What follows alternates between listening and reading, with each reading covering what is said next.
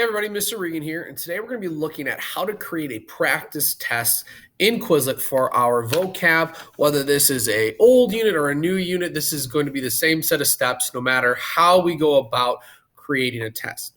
So whatever unit you're in, you're going to go ahead and find the study tools, and underneath the study tools, you'll have the test icon there.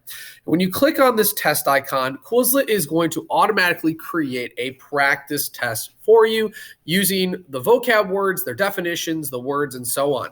Now, a lot of times the test they create has a mix of everything, and we really don't want that when it comes to making sure we test our understanding of our vocabulary words and their definition. So we're going to show you how to create a test that's either simpler or harder to what you're used to.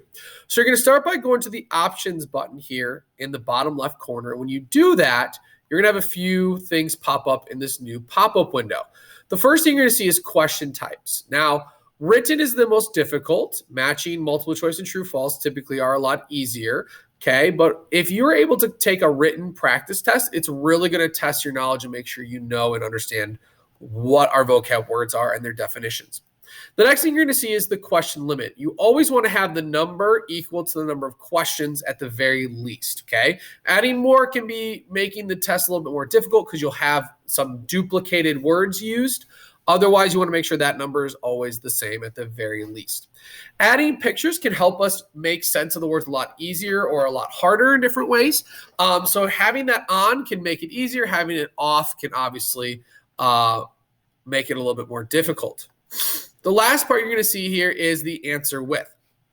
So this is going to affect what kind of questions that are created and how you're going to answer those questions.